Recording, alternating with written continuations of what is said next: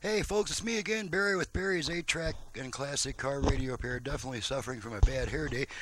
Today's demonstration is going to be on a Delco T400 8-track player. This is sent in by Brian in Carrollton, Virginia. Thank you, Brian, for sending your equipment such a long distance for me to work on it. It's out of a 1978 Pontiac Trans Am.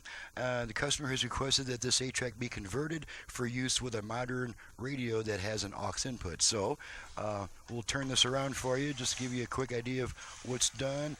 The original 8-pin connector is removed, and I go back in with a couple sets of RCA jacks. So this one goes out to the radio, and then this is for your aux input. Since this takes up the aux input on the radio, I provide an aux input on the 8-track, and then anytime there's not a tape inside the machine, whatever's plugged into the aux input will go through your radio, and then you just have your hot and ground wires to get power to the 8-track unit, and that's all that's left after I get done with this 8-track conversion job. So let's go ahead and pop a tape in. And one other thing I'll mention is after conversion, the controls on the 8-track no longer have any effect. All that's done at the radio. Your control of volume, balance, and tone will be done at the radio. The only thing that will still work on the 8-track itself is the program change button, because of course that's necessary. So let's go ahead and pop a tape in. Make sure I got all my power and stuff turned on. Okay. Now the first thing you're going to notice is there's just a tremendous amount of treble in this thing. I tend to adjust these since I don't know what kind of gain the car radio has as far as how loud I should make the output of this. So I make it probably a lot louder than they need it, and then that also means it's got a heck of a lot more treble than it probably needs, and so the customer can simply turn down the tone control on the radio to make it more pleasing to the ear if the 8-track has too much treble. The reason I designed so much treble into my new preamp is, of course, because older tapes don't have much treble, and so my preamp helps to bring that back out. So let's crank it back up. Now that you know why it's going to sound a little tinny, let's take a look at our output level meters. Make sure we got both speakers operating. I'm going to switch tracks a bunch of times.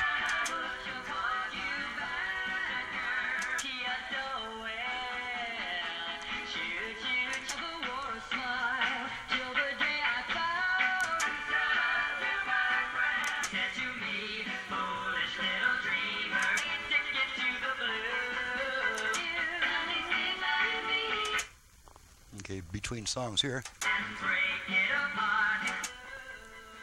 Okay, and that's at the end of a song, so this is a good time to pop in a different tape. Now, this is going to be a little older tape with less treble, and so you might understand a little bit better why I designed so much treble into my replacement preamp.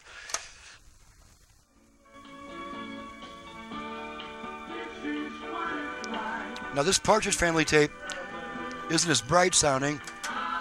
It's got a lot more age and wear, and so it sounds pretty normal with this old tape.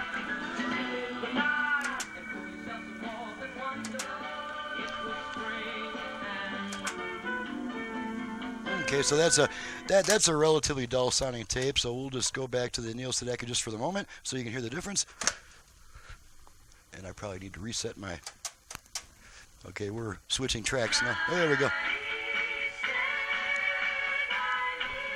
And that's probably about all the treble that any of us can handle right now. So with a newer tape that has a bunch of treble, the customer just needs to turn down the tone control, make it more pleasing to the ear.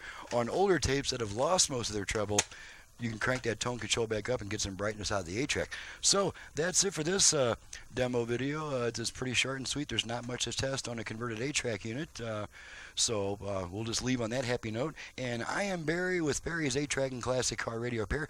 And you can reach me directly at 928-533-9666. My website is in the description below. Thanks so much for watching and listening, and we'll see you guys next time. And thank you, Brian, for your business and for your service in the Navy.